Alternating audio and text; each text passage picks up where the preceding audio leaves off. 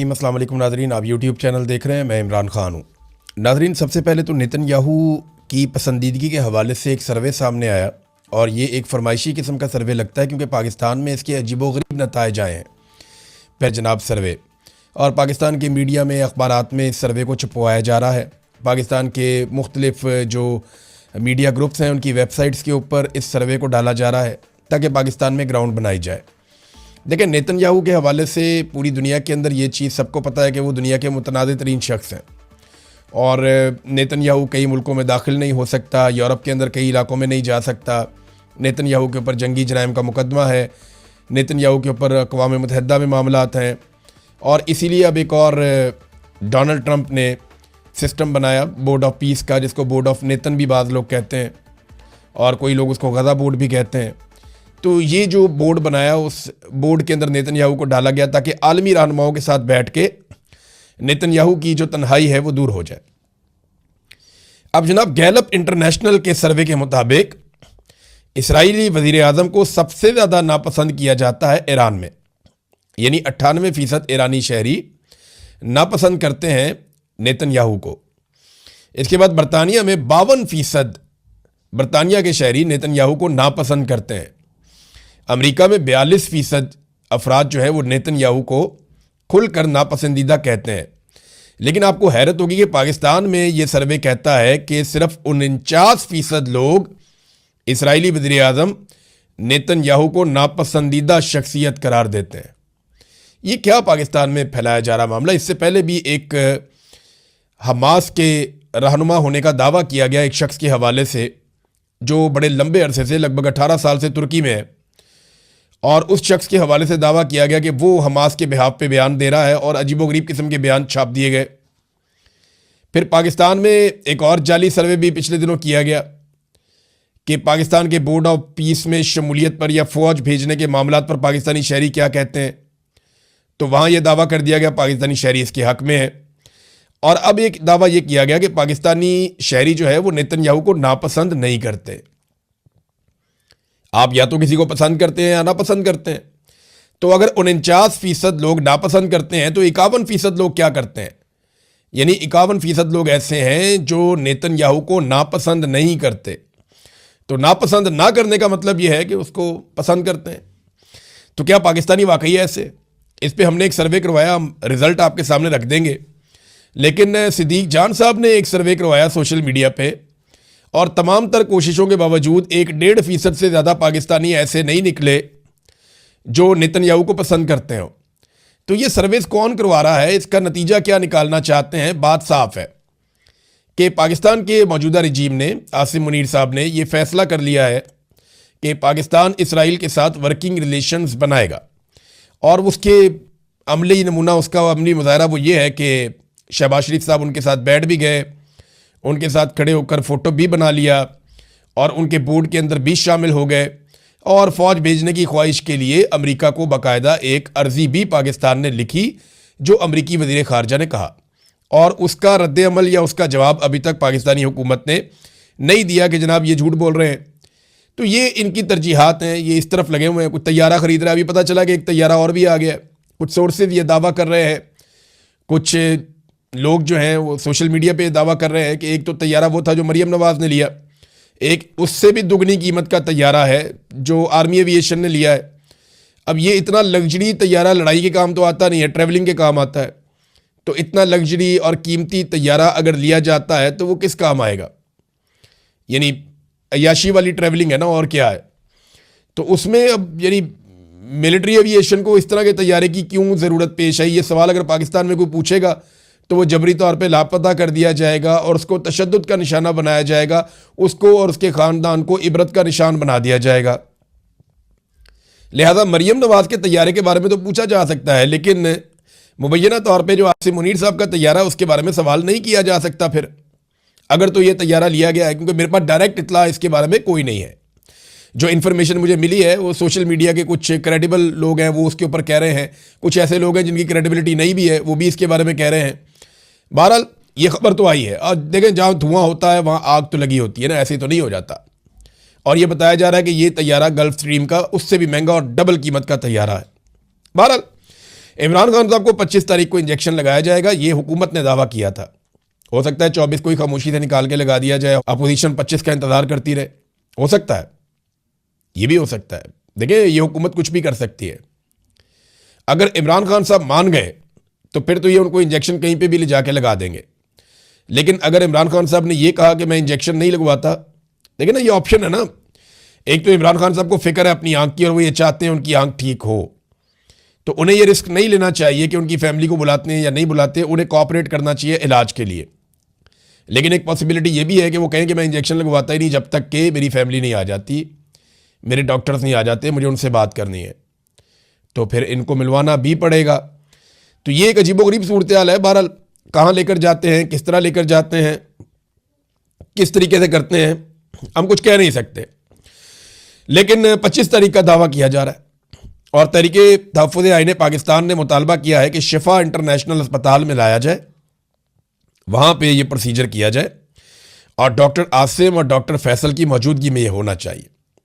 जबकि तहरीक इंसाफ और इमरान खान साहब की फैमिली का मुतालबा है कि इमरान खान साहब की बहनों को या फैमिली को भी वहाँ पे होना चाहिए।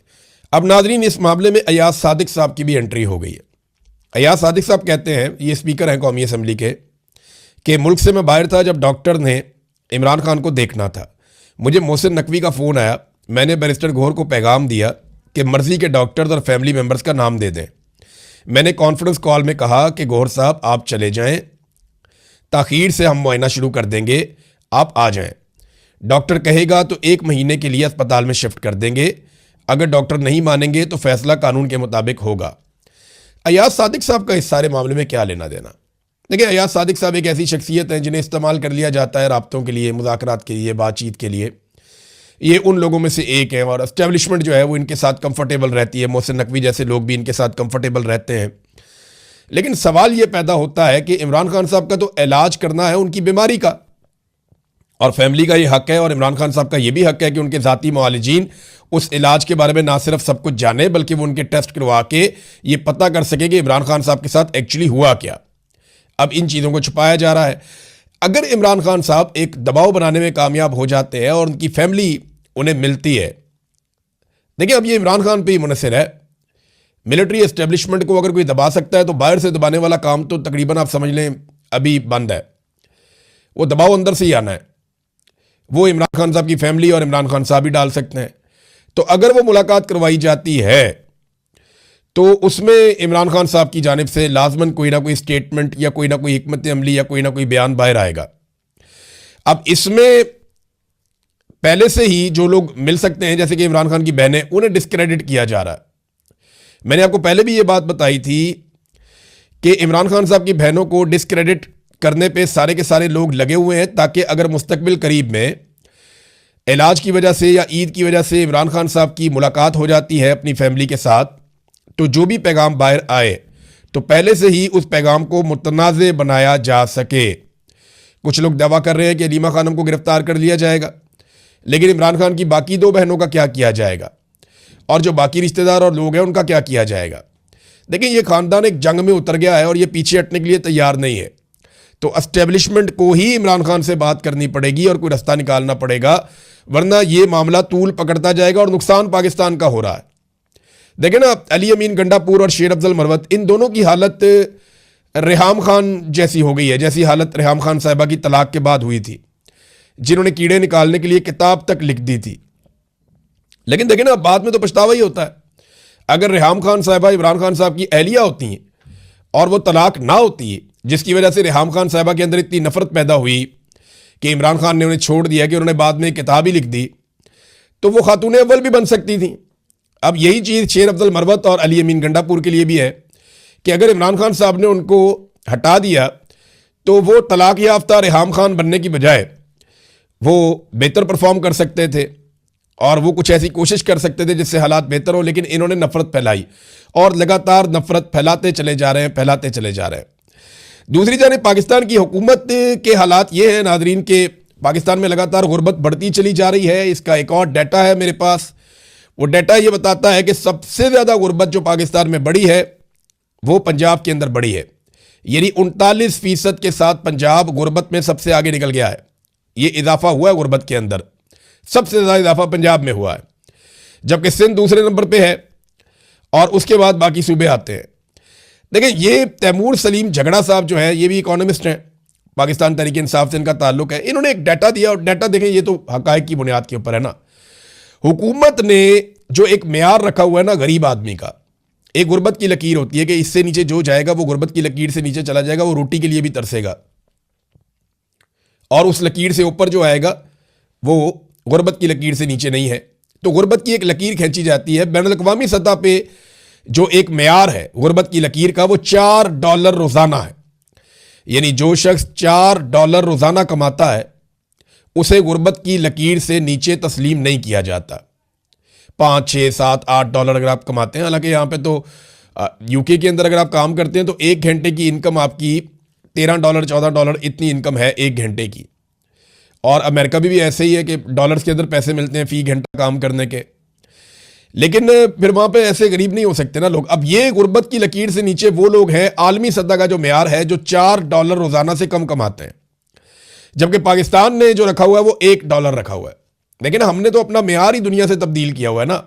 जो आलमी मेयार है वो $4 का है, पाकिस्तान ने $1 का रखा हुआ, और ये $1 के मुताबिक पाकिस्तानी गवर्नमेंट अदादोशुमार जारी करती है। और अगर आप आलमी मेयार के मुताबिक देखें तो पाकिस्तान का हर दूसरा शख्स गुर्बत की लकीर से नीचे जिंदगी गुजार रहा है, क्योंकि पाकिस्तान में ज्यादातर लोग ऐसे हैं जो रोजाना $4 नहीं कमा पाते। ये हालात हैं नाजरीन पाकिस्तान के, और जो उन्होंने किए। और इतनी गुर्बत वाले सूबे के अंदर जहां सबसे ज्यादा गुर्बत बड़ी है, उन्हें जहाज चाहिए इंजॉय करने के लिए, अय्याशी करने के लिए। और अब ढिठाई के साथ कह रहे हैं जनाब हमने ले लिया तो क्या हुआ। वो अज़मा बुखारी वो स्टेटमेंट देने के बाद ऐसी गायब हुई है, वो झूठ पे झूठ, झूठ पे झूठ। ये इंफॉर्मेशन मिनिस्टर है या डिस इंफॉर्मेशन मिनिस्टर है? इन्होंने इतने झूठ बोले हैं कि पीका का कानून इनके ऊपर लगता ही नहीं है। कोई कानून पीका का इन पे नहीं लगता। वो दोनों बहनों को उठा के सनम जावेद को, फलक जावेद को अंदर डाल दिया। वो इनसे ज्यादा काबिल भी हैं और उनके ऊपर कोई ऐसा केस बनता भी नहीं है, लेकिन उनके ऊपर केस डाल दिया और खुद ये झूठ बोलती हैं, इनके ऊपर केस ही नहीं डलता। अब जनाब ये रमजान के अंदर जो अफ्तारियां आम लोग भी कर रहे थे ना, वहां जाके भी ये अपनी फोटो चिपका के आ जाते हैं कि जनाब ये अफ्तारी जो है ना, ये सैलाब में इन्होंने किया था। जो भी शख्स मदद करने जाता था उसके कैंप के ऊपर जाके मरियम नवाज की फोटो चिपका देते थे कि ये मरियम नवाज ने किया है। अब जो भी शख्स अफ्तारी करवाता है उसके ऊपर जाके मरियम नवाज का फोटो चिपका देते हैं। कुछ जगह पे जहां सरकार अफ्तारी करवा रही है वहां पे 2 पकौड़े, 1 सेब, 1 केला और 2 खजूरें रख के उस प्लेट के ऊपर, पकौड़ों के ऊपर मरियम नवाज का फोटो लगा दिया। यानी पकौड़ों के ऊपर मरियम नवाज का फोटो का कागज रख दिया। वो इतनी पर्ची है उसके ऊपर मरियम नवाज का फोटो। यार रोजादार है, खुदा का नाम लो यार, वो नई शक्ल देखना चाहते। क्या जरूरी है कि रोजादार जब बेचारा भूखा आएगा अफ्तारी करने के लिए तो उसे मोहतरमा की शक्ल दिखाई जाएगी? ये तो गैर जरूरी काम है। अब उसको टिकटॉक का शौक ही ना हो रोजादार को, तो आप उसको क्यों दिखा रहे हैं ऐसी शक्लें? ये बड़ा नामुनासिब है, रोजादार के साथ ज्यादती है कि उसकी प्लेट के अंदर खातून की शक्ल रख दी जाती है, जो बहुत ही नामुनासिब है, बहुत ही घटिया हरकत है। लेकिन ये इनकी प्रायोरिटीज हैं। और हालात लॉ एंड ऑर्डर के ये है कि पाकिस्तान के अंदर इंसानी हकूक के मामलात के ऊपर तहकीक करने के लिए एक PhD स्कॉलर आता है कनाडा से, हमजा खान। ये शख्स पाकिस्तान में आता है, कैनेडियन नेशनल है, हमजा खान इसका नाम है। ये PhD कर रहा है कनाडा की एक बड़ी यूनिवर्सिटी से, और ये अपना थीसिस लिख रहा है इंसानी हकूक के मामलात में।